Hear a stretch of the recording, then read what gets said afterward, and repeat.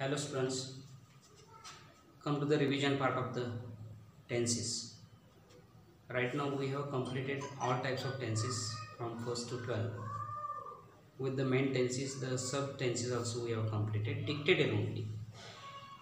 Just with the structures and their meanings also. Marathi, English, we have seen them. Yet you may not have you may not have essay. All types of tenses are the complicated sentences at one time. So go to the practice of these sentences. Once again, if we take the one sentence, actually what part changes there? That is the verb structures. So verb structures with the main verb and auxiliary. These changes we have to practice with some other verbs. We have taken the first two verbs, that is listen for the practice, and the make was the one. Every time we need the forms of the verbs, I have written here the four forms of the verbs, that is teach, teach or teaches in the present tense, taught in the past tense and taught in the past participle. So and teaching, that is the ing form. We have dictated very clearly. So here I have not given you complete sentence, but one sentence is taken for the example and only what part changes there. Now I am going to tell you in both Marathi and English also, both of them, for the better understanding. Means what happens actually, which addition, prefixes and suffixes are there. So we shall see this example here. So see this example. C teaches history. C teaches history. This example is there. So teach is the verb.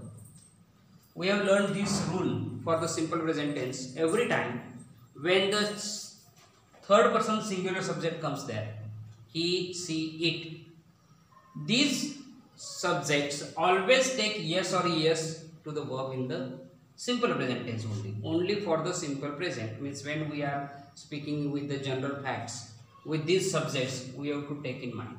We have to consider this one, we have to keep in mind. So teaches, teach teaches, make makes, listen listens, learn learns, run runs, like that. And negative of this also we have learned very well. So this teaches is there, negative becomes with doesn't. And if the past tense is there, we make the negative with the didn't, like that. So if we take this example, C teaches history. What is the Marathi meaning of this one? C teaches history. C teaches history. ती इतिहास शिकवते. Suppose if we change the subjects, rather than he, rather than she we take he teaches history. तो इतिहास शिकवतो. मराठीमध्ये काही changes होतात. C ती इतिहास शिकवते. he teaches तो इतिहास शिकवतो. I teach, I don't say teaches. I teach, yes is removed there. मी शिकवतो. I teach, मी शिकवतो. He teaches, तो शिकवतो. She teaches, ती शिकवते. They teach, ते त्या ती सर्वजण शिकवतात. We teach, आम्ही शिकवतो. You teach, Tu शिकवतोस. You teach, तुम्ही शिकवता. You दोन वेळा वापरावं लागतं. याचं कारण पहिला यू जो आहे तो आपण सिंग्युलर एक वचनासाठी वापरतो, दुसरा यू अनेक वचनी प्लुरल, तेव्हा जसे संदर्भ असतील तसे आपल्याला मराठी अर्थ बांधायला पाहिजे. Let us take this example. She teaches, ती इतिहास शिकवते. She teaches history. या एकाच वाक्याचे आपल्याला 12 वाक्य लिहायचे असतील, सगळे टेन्स कंप्लीट करायचे असतील, तर आपल्याला फक्त मधला वर्ब क्रियापदाचा पार्ट बदलायला हवा. मी कर्ता आणि कर्म सब्जेक्ट आणि ऑब्जेक्ट लिहिलेले नाही.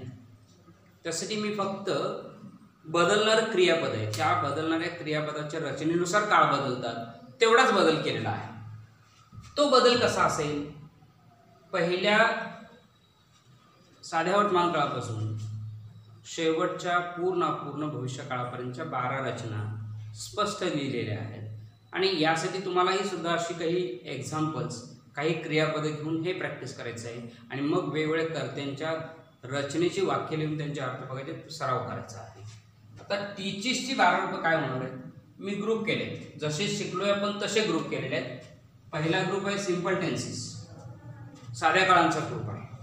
साधा वर्तमान काळ, साधा भूतकाळ, साधा भविष्यकाळ, साधी क्रिया पहिल्यांदा घेतलेली आहे. तेव्हा ही साधी जी क्रिया घेतलेली आहे त्याचे 3 काळ कसे बदलतात. टीच किंवा टीचिस. टीच कधी होईल, टीचिस कधी होईल. We teach, she teaches, he teaches, it teaches, they teach, याप्रमाणे. म्हणजे पहिल्या ठिकाणी आपल्याला टीच किंवा टीचिस असंच V1 लिहावं लागेल. क्रियापदाचं मूळ रूप साधा वर्तमान काळ. साधा भूतकाळासाठी दुसरं रूप टॉट. आय टॉट, वी टॉट, यू टॉट, यू टॉट, ही टॉट, सी टॉट, इट टॉट. आता त्यामध्ये बदल नाही आहे. टॉट हे साध्या भूतकाळातलं क्रियापद सगळ्या कर्त्यासमोर साधाच. यस किंवा ईएसचा प्रश्न नाही. Simple future tense. साध्या भविष्यकाळामध्ये तुम्हाला सुरुवातीला चार्ट दिलेत मी, त्या चार्ट प्रमाणे जायचं आहे. शाल का होईल ते सब्जेक्टनुसार ठरवायचं. I shall, we shall, you will, he will, she will, it will, they will. I shall, we shall, you will, he will, she will, it will, they will. त्यानंतर मूळ क्रियापद आहे V1. शाल टीच और विल टीच. एवढंच बदल. पाठीमागं जसा करता बदलेल तसं शाल किंवा विल दोन्हीपैकी एक लिहावं लागेल साधा भविष्यकाळ. सी विल टीच हिस्ट्री, ती इतिहास शिकवेल. आय विल टीच, मी शिकवेन. यू विल टीच, तू शिकवशील. यू विल टीच, तुम्ही शिकवाल. बघा, मराठीमध्ये कर्त्यानुसार क्रियापद बदलावे लागतात. इंग्रजीमध्ये रचना ती असेल ते अर्थ बदलणार आहे. आय टीच, मी शिकवतो. आय विल टीच, मी शिकवेन. यू विल टीच, तू शिकवशील. किंवा दुसरा अनेक वचनाचा अर्थ तुम्ही शिकवाल. तेव्हा हे याप्रमाणे बदलेल. मूळचं बदल जो आहे तो फक्त लिहिलेला आहे. त्यानंतरचा दुसरा ग्रुप, दुसऱ्या गटामध्ये मी अपूर्ण काळासाठी ही क्रियापद आयएनजीची लिहिलेली तुम्हाला स्पष्ट दिसतात लाल कलरमध्ये लिहिलेली, आणि त्याच्या पाठीमागे जो बदल आहे तो स्पष्ट लिहिलेला आहे. मग तो कर्त्यानुसार बघा. आय एम टीचिंग, सी घेतलं, she is teaching, they are teaching. तर चार पुन्हा पुन्हा पाडतो पाहिजे. करता बदलेल तसं सहाय्यकारी बदल झाला पाहिजे, मगच वाक्याची रचना पूर्ण होणार आहे. म्हणजे टीचिंग हा पार्ट आयएनजीचं क्रियापद तिन्ही अपूर्ण काळामध्ये बदलत नाही. Present continuous, past continuous, future continuous. Continuous progressive action. क्रिया चालू आहे, क्रिया चालू होती, क्रिया चालू असेल. I am teaching, we are teaching, you are teaching, he is teaching, she is teaching. क्रिया चालू आहे या अर्थाने. मी शिकवत आहे, आम्ही शिकवत आहोत, तू शिकवत आहेस, आहोत आहेस या अर्थाने फक्त बदलते. तुम्ही शिकवत आहात, तू शिकवत आहेस, मी शिकवत आहे, आहेस, आहात. हे 3 प्रकार. Past continuous tense. I was teaching, she was teaching, ती शिकवत होती, मी शिकवत होतो. सी वॉज टीचिंग, ती शिकवत होती. आय वॉज टीचिंग, मी शिकवत होतो. आणि त्यानंतर भविष्यकाळामध्ये अपूर्ण शाल किंवा विलचा वापर इथं जसा केला तसा, आणि त्याच्यानंतर मात्र फक्त बी हा शब्दप्रयोग वापरावा लागेल, बी हे क्रियापद वापरावं लागेल, आणि मग क्रियापदाला आयएनजी प्रत्यय. हा फरक आहे, लक्षात ठेवा. साधा वर्तमान काळ आणि अपूर्ण वर्तमान काळामध्ये शाल किंवा विल नंतर इथं मूळ क्रियापद आहे, इथं आयएनजीचा आहे, आणि त्याच्यामध्ये दोन्हीच्या बी हा शब्दप्रयोग आहे. Shall be teaching, she will be teaching history, ती इतिहास शिकवत असेल. आय शाल बी टीचिंग, मी शिकवत असेन. भविष्यकाळातली कंप्लीट न झालेली अपूर्ण असलेली क्रिया सांगतो, इनकम्प्लीट ॲक्शन. फ्युचरमध्ये आय शाल बी टीचिंग, मी शिकवत असेल. सी विल बी टीचिंग, ती शिकवत असेल. या म्हणजे इथं अपूर्ण क्रिया आहेत, हा दुसरा काळ आहे. याच्यातले क्रियापदांचे बदल स्पष्ट दिले आहेत. म्हणजे करता जसे बदलेल तसेही सहाय्यकारी बदलायचे आहे, याच्यापेक्षा दुसरं काही करायचं नाही. इथं स्पष्ट दिलेलं आहे, इथं सांगितलेलं आहे आयएनजी क्रियापद कुठल्याला आहे. आणि टॉट हे तिसरं रूप जे आहे पास्ट पार्टिसिपल V3 ते इथं वापरलेलं आहे. त्याच्या आधीचे सहाय्यकारी बदल ऑक्झिलरीज बदललेले आहेत, आणि पूर्ण काळांची रचना परफेक्ट टेन्सेस. सी हॅज टॉट, तिने शिकवलेले आहे. आय हॅव टॉट, मी शिकवलेलं आहे. आय हॅव टॉट यू ग्रामर. मी तुम्हाला ग्रामर व्याकरण शिकवलेलं आहे. आय हॅव टॉट. सी हॅज टॉट. तिनं शिकवलेलं आहे. आय हॅड टॉट किंवा आपण हे घेऊ शकतो सी हॅड टॉट. तिनं शिकवलेलं होतं. कंप्लीटेड ॲक्शन पास्ट परफेक्ट पूर्ण भूतकाळामध्ये. इथं पूर्ण वर्तमानामध्ये शिकवलेलं आहे. इथं शिकवलेलं होतं. फ्युचर परफेक्ट पूर्ण भविष्यकाळामध्ये सी विल हॅव टॉट. तिनं शिकवलेलं असेल. फ्युचरमध्ये ही क्रिया सुरू करून त्यामध्ये संपवलेली क्रिया दाखवली जाते. म्हणजे अद्यापी ती ॲक्शन ती क्रिया सुरू व्हायची आहे. ती जेव्हा सुरू होईल तर तिथून पुढं काही काळामध्ये ती संपवलेली दाखवलेली आहे. संपवलेली असेल, संपलेली असेल असं. सी विल हॅव टॉट. तिने शिकवलेलं असेल. आय शाल हॅव टॉट. मी शिकवलेलं असेल. अर्थ लक्षात बघा. इथं ती शिकवते, तिनं शिकवलं, ती शिकवेल. ती शिकवत आहे, ती शिकवत होती, ती शिकवत असेल. तिने शिकवलेले आहे, तिने शिकवलेले होते, तिने शिकवलेले असेल, पूर्ण केलेलं असेल. आणि चौथ्या गटामध्ये आपण येतो फोर्थ ग्रुप. दोन्ही क्रिया एकत्र. Both actions together. Completed and continuous. Perfect and continuous. Present perfect इथं भरायचं and continuous. Present perfect and continuous. She has been teaching. मी याच्या आधीच्या लेक्चरमध्ये तुम्हाला स्पष्ट सांगितलेलं आहे क्रिया कशी झालेली आहे. म्हणजे आपण आत्ता ज्या इयत्तेपर्यंत शिक्षण पूर्ण केलेलं आहे तो पूर्ण झालेला पहा. हॅज बीन, हॅव बीन, आणि तिथून पुढं तो पुन्हा तसाच सुरू आहे. Continuous progressive. She has been teaching history. ती इतिहास शिकवत आलेली आहे. म्हणजे आत्तापर्यंत काही भाग शिकवला आहे, अजूनही तसं शिकवणं चालूच आहे. किंवा आत्तापर्यंत तिनं बराचसा इतिहास शिकवलेला आहे. इथं पण क्रिया पूर्ण झाली, पुन्हा ती पुढं शिकवतच आहे. हे कर्त्यानुसार बदलायचं आहे. हॅव आणि has. She had been teaching history. ती इतिहास शिकवत आलेली होती. म्हणजे भूतकाळामध्ये क्रिया सुरू केली, त्यानंतर काही क्रिया पूर्ण केली, आणि त्यानंतर ती क्रिया काही काळ चालू होती. नंतर कधीतरी ती थांबलेली असणारे, संपली असणारे. भूतकाळामध्ये काही भाग शिकवून झालेला होता, पुन्हा शिकवणं चालूच होतं. She had been teaching history. ती इतिहास शिकवत आलेली होती. She will have been teaching history. ती इतिहास शिकवत आलेली असेल. म्हणजे इतिहास शिकवायला सुरू करेल, त्यातला काही भाग पूर्ण करेल. हॅज बीन शिकवून झालेलं असेल, आणि तिथून पुढं तिचं शिकवणं चालूच राहिलेलं असेल. या अर्थानं शिकवत आलेली असेल, शिकवत आलेली होती, आणि शिकवत आलेली आहे. आहे, होती, असेल असे शब्दप्रयोग आपण त्या काळानुसार बदलायचे आहेत. तेव्हा या एका एक्झाम्पलमध्ये आपण हे जे क्रियापद आहे, मुख्य हे जे क्रियापद आहे टीच, या टीच क्रियापदाची 12च्या 12 रूप आपल्या समोर लिहिलेले आहेत. 1 2 3. त्यानंतर कंटिन्युअस टेन्स 3, आणि पुन्हा त्यामध्ये परफेक्ट टेन्सेस आणि परफेक्ट अँड कंटिन्युअस एकत्र कसं लिहिलेलं आहे. फक्त मी क्रियापदाची रूप बदलून दिलेले आहेत. In the same way students, you have to write one sentence 12 times. I shall give you some examples here. Examples for practice.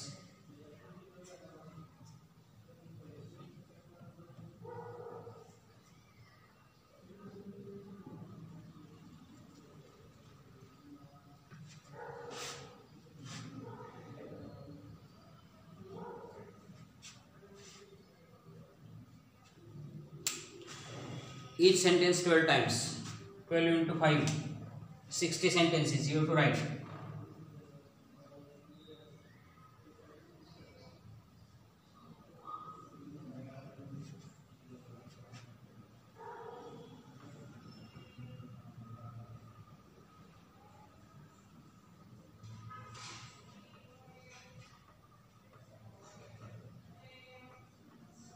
They help the poor. We sing a song.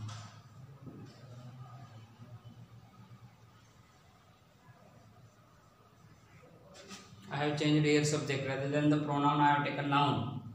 people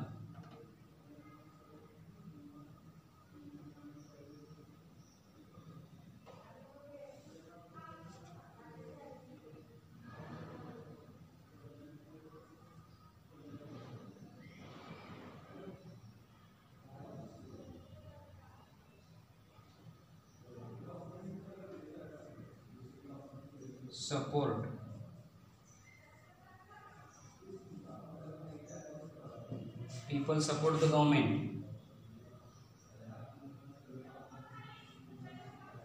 You learn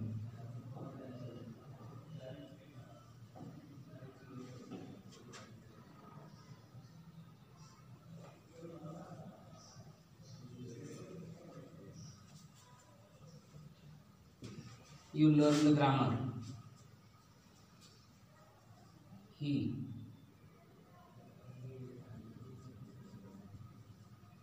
carries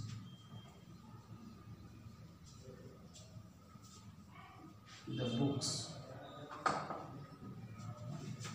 The 5 examples: they help the poor.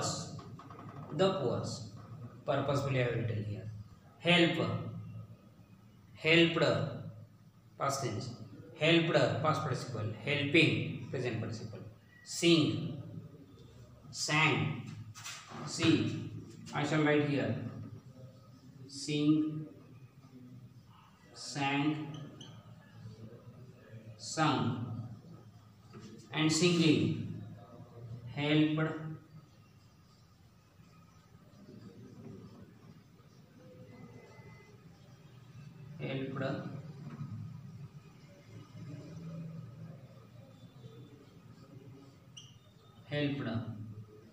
V1, V2, V3, V4 you know very well. Helping, singing, supporting, learning, caring, like that. Support,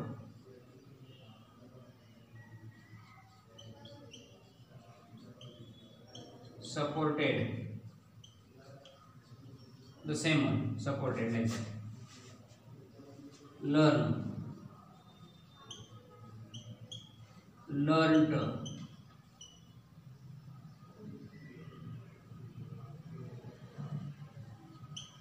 same one, learned. Here carry, carried, the same one, learned, like that. So I have given present and past tense also. Students, you have to complete all these things. So they help the poor, 12 sentences. We sing a song, 12 sentences. People support the government, 12.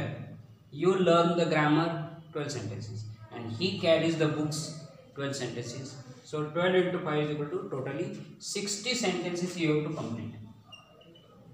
Just this, look at this pattern. What are the changes are there? Initially you will feel some difficulty, but if you go back all the tenses and if you follow this example, you will be easily complete the given task. So these same sentences will be again asked you to write negative also, to frame WH question. Before that, verbal question. Means every time the same sentence will be changed into 6 patterns. These 6 patterns into 12 times. Like that, you have a lot of work is there, but don't be lazy. Continue with this one, very step by step I have started here. So next lecture I wish you will be with well knowledge of these all things with you, and without any queries you will be with me for learning the more, gaining the more practice of this. Okay, good day.